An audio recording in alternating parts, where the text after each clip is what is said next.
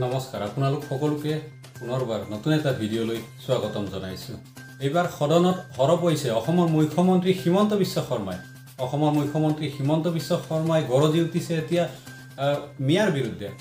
অসমৰ উজনি অসমত মিয়াক স্থান দিয়া নহয় বুলি গৰজি উঠিল অসমৰ মুখ্যমন্ত্ৰী হিমন্ত বিশ্ব শৰ্মাই। চাওঁ আহক, এই প্ৰতিবেদন আছে, আপোনালোকক নিশ্চয় দেখুৱাম। এই ভিডিঅ' শেষলৈকে চালে আপোনালোকে ভাল পাব আৰু গম পাব কিয় সেইদৰে অসমৰ মুখ্যমন্ত্ৰী হিমন্ত বিশ্ব শৰ্মাই মিয়াৰ বিৰুদ্ধে এইদৰে গৰজি উঠিছে। চাওঁ আহক আমাৰ এই প্ৰতিবেদন।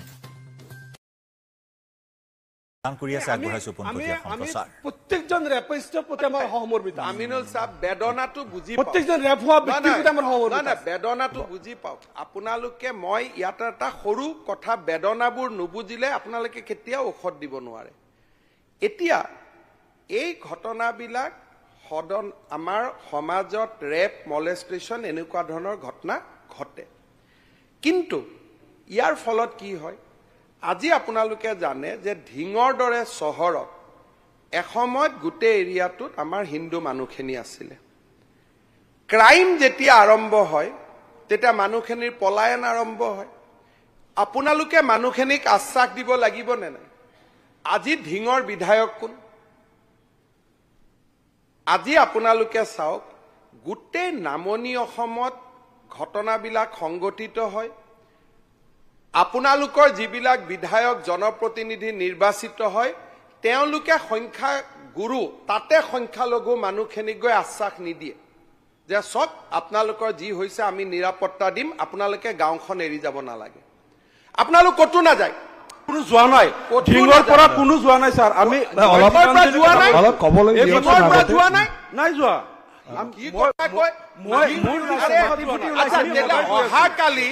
অহাকালি মই ঢিঙত পপুলেশ্যন কিমান চেঞ্জ হৈছে, হিন্দু মুছলমান 1951ৰ পৰা কিমান পৰিৱৰ্তন হৈছে, মই আপোনাক অহাকালি ব্যক্তিগতভাৱে ডেটাটো দি দিম, কাৰণ ইয়াত প্ৰভোগ কৰা বুলি ক'ব। প্ৰত্যেকটো ক্ৰাইমৰ পিছত মানুহৰ পলায়ন হয়। যেতিয়া পলায়ন হয় মানুহৰ মনত পুঞ্জীভূত ক্ষোভ হয়। যদি আজি কেইদিনমান আগতে বৰপেটাত শ্মশানত আহি তলা মাৰি দিয়া হ'ল, বিধায়ক কোন? ৰফিকুল জামান চাহাব। আপোনালোকে ক'লে যে হিন্দু মুছলমান একো নাই, সকলোৰে কাৰণে MLA, সকলোৰে কাৰণে মুখ্যমন্ত্ৰী। এতিয়া মোক কওক, সেই ক্ৰাইম চিনৰ মুখ্যমন্ত্ৰী মহোদয়, মোৰ সমষ্টিত হোৱা নাই তেনেকুৱা। মোৰ জনিয়া খুব ভালে আছে, জনিয়া সত্ৰ, জনিয়াৰ মানুহ কোনেও অহা নাই, ঠিক ঠাকে আছে। মই জানো জনিয়াত কি আছে, কেইটামানহে আছেগৈ, আৰু আগৰ পৰাই কেইটামানে আছিল।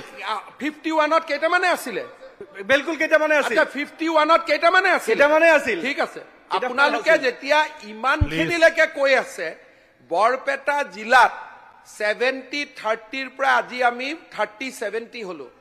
নহয়, জিলাখন কালি মই ডেটা দি দিম, পাৰ পুলিং বুথ মই ডেটা দি দিম। এতিয়া যেতিয়া সংখ্যা গুৰু, নামনিত সংখ্যালঘু, সেই অঞ্চলবিলাকত যেতিয়া ক্ৰাইম হয়, ৰেপ হয়, ধৰ্ষণ হয়, কিবা ঘটনা হয়, মানুহখিনিৰ মনত যেতিয়া ইনচিকিউৰিটি হয়, তেতিয়া বিধায়কসকল তাত যায় নে নাযায়? মই মনোৰঞ্জন তালুকদাৰৰ কথাটো বাদ দিলো, তেখেত ছাৰ মই যায় নে নাযায়? এটা কথা মই স্পষ্ট কৰিব বিচাৰিছো, মাননীয় মুখ্যমন্ত্ৰী মহোদয়, ঢিঙত যিটো পৰিয়ালৰ ভিক্টিম কিশোৰীগৰাকী পেহী আমাৰ UDF-ৰ ৱৰ্কাৰ, আমাৰ মানে তেওঁলোকৰ পৰিয়ালৰ লগত আগৰ পৰা মোৰ ভাল, আমাৰ UDF-ৰ ৱৰ্কাৰ, তাইৰ পেহী আমাৰ দলৰ কাম কৰে, আমাৰ তাত অহা যোৱা কৰে। আৰু লগতে মই নিজে এই পৰিয়ালটোক লগ ধৰি কিশোৰীগৰাকীক মই মুখ্যমন্ত্ৰী মহোদয়ৰ অৱগতিৰ কাৰণে কৈ আছো, 1 মিনিট। মই তাত গৈ মই সিদিনা 1 ঘণ্টা কথা পাতিলো। মই কৈছো কিশোৰীগৰাকীক যে মা তুমি চিন্তা নকৰিবা, তোমাৰ লগত আমি সকলো আছো। আৰু এটা কথা যে মই কৈছো, ছোৱালী মোৰ হওক, আপোনাৰ হওক, তেওঁৰ হওক, ছোৱালী নাৰী জাতিৰ আমি সন্মান ৰাখিব লাগিব। মোৰ আপোনাৰ হিন্দু মুছলিম বুলি কথা নাই, তেওঁৰ পৰিয়ালত আপুনি সুধি চাব পৰিয়ালক, 1 ঘণ্টা মই কথা পাতি তেওঁলোকক, আৰু তেওঁলোকে কৈছে আমি কাম কৰিম। মই বুজিলো, ভাল এটা আলোচনা, আমি নাযাওঁ বুলি নকব, ভাল এটা পৰিৱেশত আমি মই আপোনালোকক সমাধানটো দি আছো। আজি বৰপেটা, ধুবুৰীত হিন্দু মানুহৰ ওপৰত অত্যাচাৰ হলে তাৰ যদি মেজৰিটি সেকশনটোৱে গৈ মানুহখিনিক প্ৰটেকশন দিয়ে, তেতিয়াহ'লে আমি যোৱাৰ প্ৰয়োজনে নাথাকে। আজি যোৱা 4 মাহত ধুবুৰী বৰপেটা জিলাত যিমানটা এনেকুৱা ঘটনা সংঘটিত হৈছে, জয়ন্ত মল্ল বৰুৱাক মই পঠাইছো, কিন্তু বিধায়কটোতো যোৱা নাই তাতে। জয়ন্ত মল্ল বৰুৱাক মই পঠাইছো, স্থানীয় বিধায়কটোতো যোৱা নাই। আজি খবৰ কৰক, মই গাঁৱৰ নাম কিবা কৈ পৰিৱেশটো বেয়া কৰিব খোজা নাই। আপোনালোকে কৈছে মুখ্যমন্ত্ৰীয়ে ছাইড লয়। ছাইড কোনে লৈ আছে? ছাইড কোনে খেলি আছে? আজি যদি আপোনালোকে হিন্দু মানুহখিনিৰ প্ৰতি সহনশীল হয়, নামনিত, মধ্য অসমত, উত্তৰ অসমত, ঘটনাটো নহয়। আজি এটা সমাজত যেতিয়াই এই ৰেপ কেছবিলাক হয়, বিশেষকৈ হিন্দু ছোৱালীৰ ওপৰত মুছলমানৰ দ্বাৰা, আৰু হিন্দু ল'ৰাৰ দ্বাৰা মুছলমান ছোৱালীৰ হয়, তেতিয়া যদি মুছলমান উকিলবিলাকে কৈ দিয়ে যে আমি এই কেছ নলওঁ, আজি সমাজত সমৰসতা কেনেকৈ আহিব? আজি যেতিয়া মুছলমান একিউজড হয়, হিন্দু ভিক্টিম হয়, তেতিয়া সেই উকিলসকলে যদি মুছলিম উকিলসকলে বৰপেটা বঙাইগাঁৱত কৈ দিয়ে যে ভাই তুমি এই কেছটোত মই তোমালোকৰ হৈ থিয় নহওঁ, কাৰণ এই কেছটোত থিয় হলে মানুহে ভাবিব যে আমি কমিউনিটিটোৱে তোমাক ছাপোৰ্ট কৰিছো। ৰিভাৰ্ছ, হিন্দু ল'ৰা এজনে যদি মুছলিম ছোৱালী এজনীক ধৰ্ষণ কৰে, হিন্দু উকিলে যদি কয় তোমাৰ কেছ আমি নলওঁ, সমাজত ৰেপ থাকিব, সমাজত ধৰ্ষণ থাকিব। আজি কংগ্ৰেছ দলৰ সদস্যসকলে, আপোনালোক বহি আছে, মই শুনিব একো ধৈৰ্য নাই। বেদনাবিলাক যেতিয়া শুনে তেতিয়া গোটেই কথাবিলাক সলভ হৈ যায়। মৰিগাঁৱত যেতিয়া মুছলিম ছোৱালীৰ ওপৰত ধৰ্ষণ হ'ল, মইতো তাতো গৈছো, লাহৰীঘাটত। মইতো ৰেপৰ ক্ষেত্ৰত হিন্দু মুছলমান কৰা নাই, মই তাতো স্পটত গৈছো, কিন্তু সেইজন মানুহকো ৰক্ষণাবেক্ষণ কোনে দি আছিলে? এতিয়া লাহৰীঘাটৰ বিধায়ক উঠি গ'ল, মোক তেওঁৱে কয় যে বেছি একশ্যন ল'ব নালাগে, কিন্তু ভিক্টিম মুছলিম, পাৰ্পিট্ৰেটৰো মুছলিম। আজি হাউচৰ পৰা এটা মেছেজ দিয়ক, তেওঁলোকেতো ভাল কথা শুনাৰ মতলবে নাছিলে, আজি আহিছিলে পোষ্টাৰ টোষ্টাৰ লৈ, যে আমাৰ যিকোনো ৰেপ কেছত আমাৰ যদি সমাজৰ আসামী হয়, সমাজৰ উকিল এটাত অংশগ্ৰহণ নকৰে, তেওঁক প্ৰটেকশ্যন নিদিয়ে। আমি সকলোৱে মিলি পৰিৱেশ এটা বনাওঁ। আজি ধিঙৰ অভিযুক্তৰ যি দুজন যেতিয়া ধৰাত পৰিব, তেওঁৰ কেছ হিন্দুৱে লওক, হিন্দু এডভোকেটে লওক, কিন্তু নগাঁৱৰ মুছলমান বাৰে কওক যে এইটো আমি নলওঁ, কাৰণ এইখন শংকৰদেৱৰ স্থান, আজান ফকীৰৰ স্থান, আমি ইয়াত সামাজিক সমৰসতাটো আমি জীয়াই ৰাখিম। হিন্দু উকিলে লওক, কিন্তু আমি কেছ নলওঁ। প্ৰটেকশ্যন নাপালে হ'ব। আৰু যেতিয়া এনেকুৱা ভিক্টিমত অতিষ্ঠ হৈ বৰপেটা আদিৰ পৰা মানুহ গাঁৱৰ পৰা ওলাই আহিব খোজে, আপোনালোকে গৈ প্ৰটেকশ্যন দিয়া আৰম্ভ কৰক, যে গাঁও ত্যাগ নকৰিব, আমি আপোনালোকৰ লগত আছো। কাৰণ তাত প্ৰটেকশ্যন দিব পৰা ক্ষমতা আজি মোৰো নাই। কোনে ক্ষমতা দিব লাগিব? আপোনালোকে দায়িত্ব দিব লাগিব। আপোনালোকে ভাবে যে উজনিত যোৱা ব্যৱসায়ীখিনিক প্ৰটেকশ্যন হিমন্ত বিশ্ব শৰ্মাই দিব লাগে, কিন্তু বৰপেটা ধুবুৰীত সদায় অত্যাচাৰৰ সন্মুখীন হৈ থকা হিন্দু মানুহখিনিকো সুৰক্ষা আপোনালোকে দিব লাগিব নে নাই? স্যাৰ লাগিব নে নাই? মই খালি সুধিছো, মই একো প্ৰশ্ন সোধা নাই। লাগিব নে নাই? খালি হোৱা নাই। মোৰ লগত লিষ্ট আছে আপোনাৰ। আজিও মই কওঁ, ক্ৰাইম ফিগাৰত আপোনালোকক মই এতিয়াও কওঁ যে মইতো আপোনালোকক খালি মই আহ্বানহে জনাইছো। এটা কথা কম, মই কৈছো যে আজি আপোনালোকে যদি এনেকুৱা এটা নেতৃত্ব লয় উজনিত, আপুনি নিৰাপত্তা নিজে নিজে পাব। আৰে এইটোতো এইবাৰ কবৰস্থানত জাগা নিদিলে, এইবাৰ ড্ৰাগছ কবৰস্থানত জাগা নিদিলে, জানাজা নপৰিল, মাননীয় সেইফালৰ পৰা ল'ব দিয়ক, সিহঁতৰ তাৰ সেইফালৰ পৰা ল'ব বন্ধ কৰিছে।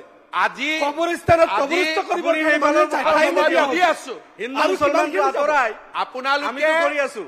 গাঁৱৰ মানুহখিনিয়ে জানাজা দিয়া নাই, কিন্তু আপোনালোকে ষ্টেটমেণ্ট দি আছে পুখুৰীত কেনেকে পৰিলে।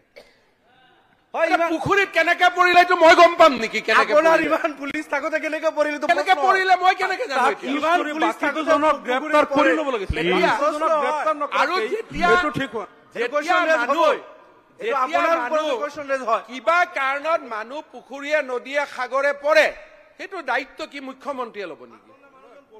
পুলিচে কাৰোবাক গুলিয়াব খুজিলে মই দায়িত্ব ল'ব পাৰো। মুখ্যমন্ত্ৰী মহোদয়, পুলিচ অলপ শক্তিশালী কৰক। হাত ভঙা মানুহজন, হাত বন্ধা মানুহজন পুখুৰীত গৈ পৰে। হ'ব হ'ব, এই বিষয়ে হৈছে আৰু। ইমান দুৰ্বল নহয়। ধন্যবাদ। ৰফিকুল আপোনাৰ ছাৰ, মই বিভাগ ইমান দুৰ্বল অধ্যক্ষ নহয়। মহোদয়ৰ পৰা ধন্যবাদ। সময় আমি নলওঁ। আইটেম নম্বৰ 5 লৈ যাওঁ। কেনেকে পৰিলে মইতো ষ্টেটমেণ্টটো লিখি আনিছিলো, কোনেও নুশুনিলে মই কি কৰো এতিয়া? এতিয়া মইতো এইটো ষ্টেটমেণ্ট লিখি আনিছিলো, কেনেকে পুখুৰীত পৰিলে, কোনেও নুশুনে, হুলস্থুল কৰে।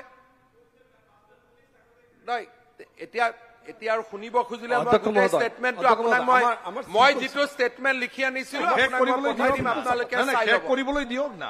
আমিনুল ছাৰ, এতিয়া এই ষ্টেটমেণ্টটোত কেনেকে পুখুৰীত পৰিলে এইটো লিখা আছে, আপোনাক মই পাৰ কৰাই দিম, আপোনালোকে পঢ়ি ল'ব।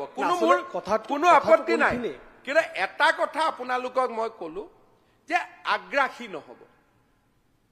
এই যে ৰফিকুল জামান চাহাবে আজি আমাৰ জনীয়া সমষ্টিৰ বিধায়কে কৈ দিলে যে আমি যামেই, মই আপোনাক অনুৰোধ কৰিম এই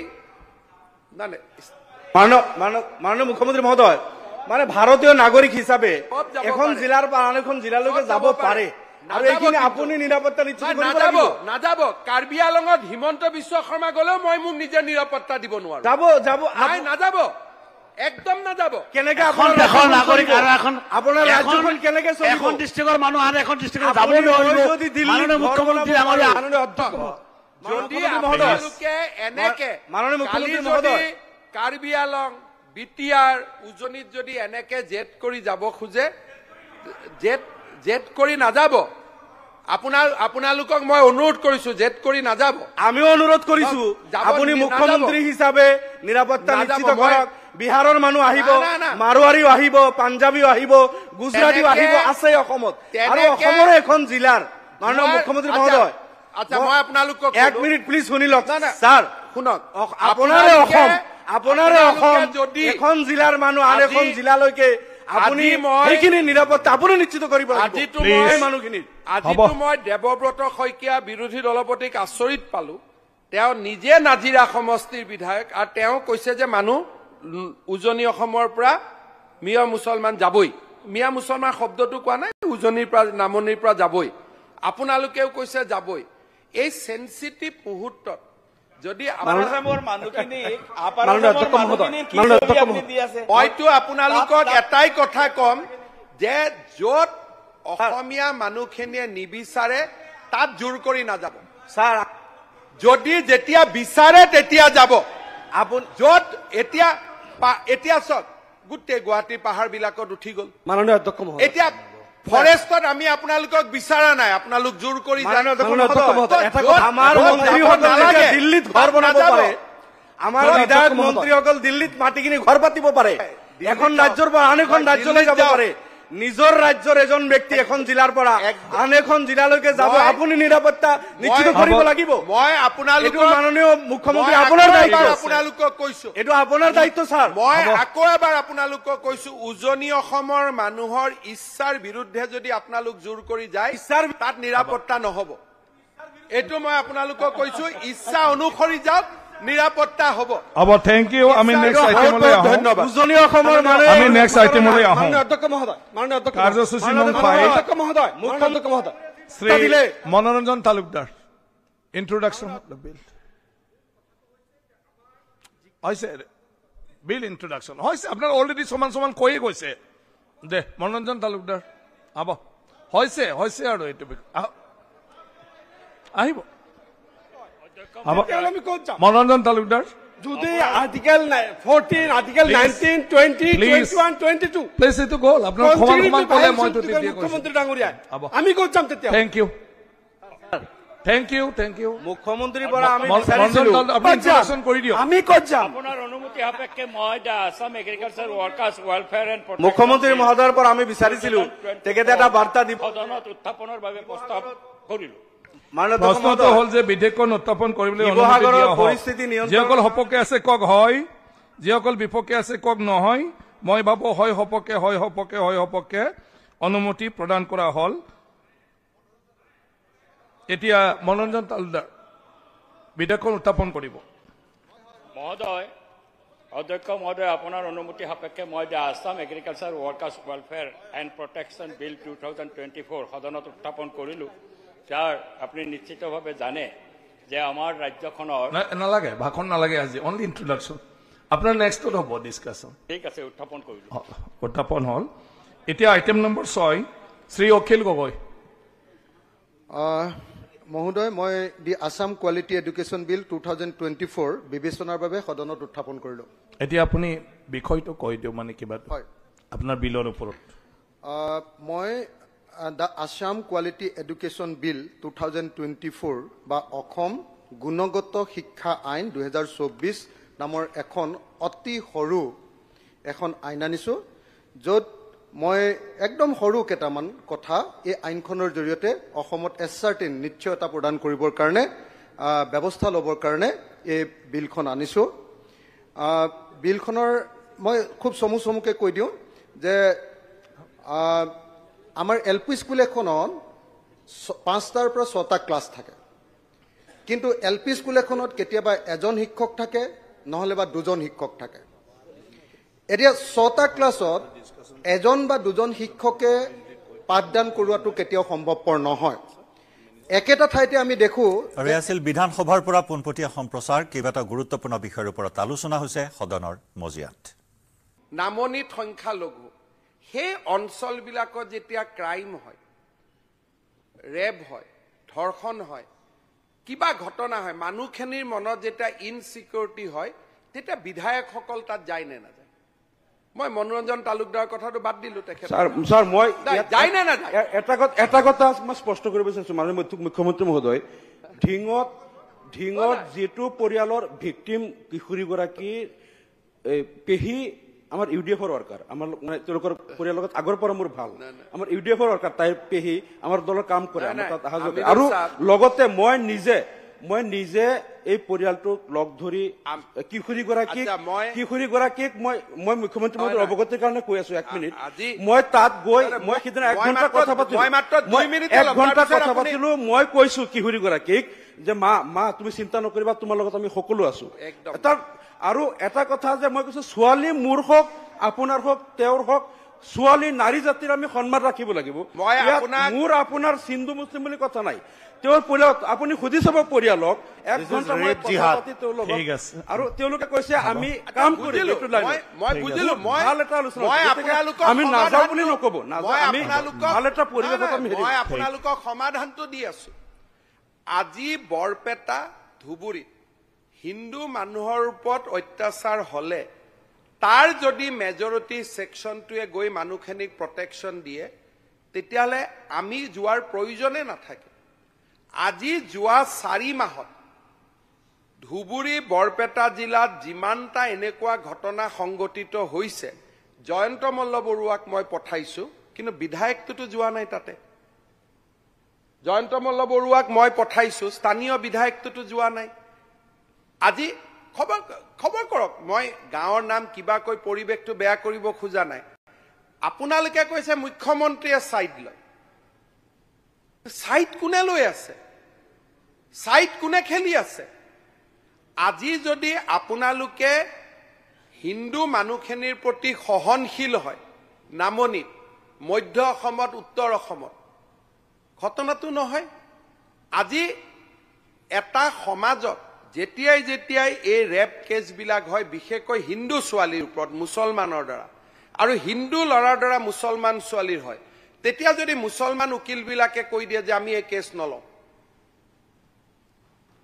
আজি সমাজত সমৰস্তা কেনেকৈ আহিব আজি যেতিয়া মুছলমান একিউজড হয় হিন্দু ভিক্টিম হয় তেতিয়া সেই উকিলসকলে যদি মুছলিম উকিলসকলে বৰপেটা বঙাইগাঁৱত কৈ দিয়ে যে ভাই তুমি এই কেছটোত মই তোমালোকৰ হৈ থিয় নহওঁ কাৰণ এই কেছটোত থিয় হলে মানুহে ভাবিব যে আমি কমিউনিটিটোৱে তোমাক সাপোৰ্ট কৰিছো ৰিভাৰ্স হিন্দু ল'ৰা এজনে যদি মুছলিম ছোৱালী এজনীক ধৰ্ষণ কৰে হিন্দু উকিলে যদি কয় তোমাৰ কেছ আমি নলওঁ সমাজত ৰেপ থাকিব, সমাজত ধৰ্ষণ থাকিব। আজি কংগ্ৰেছ দলৰ সদস্যসকলে আপোনালোক বহি আছে, মই শুনিব একো ধৈৰ্য নাই। বেদনাবিলাক যেতিয়া শুনে তেতিয়া গোটেই কথাবিলাক সলভ হৈ যায়। মৰিগাঁৱত যেতিয়া মুছলিম ছোৱালীৰ ওপৰত ধৰ্ষণ হ'ল, মইতো তাতো গৈছো, লাহৰীঘাটত। মইতো ৰেপৰ ক্ষেত্ৰত হিন্দু মুছলমান কৰা নাই, মই তাতো স্পটত গৈছো। কিন্তু সেইজন মানুহকো ৰক্ষণাবেক্ষণ কোনে দি আছিলে? এতিয়া লাহৰীঘাটৰ বিধায়ক উঠি গ'ল, মোক তেওঁৱে কয় যে বেছি একশ্যন ল'ব নালাগে। কিন্তু ভিক্টিম মুছলিম, পাৰ্পিট্ৰেটৰো মুছলিম। আজি হাউচৰ পৰা এটা মেছেজ দিয়ক, তেওঁলোকেতো ভাল কথা শুনাৰ মতলবে নাছিলে, আজি আহিছিলে পোষ্টাৰ টোষ্টাৰ লৈ, যে আমাৰ যিকোনো ৰেপ কেছত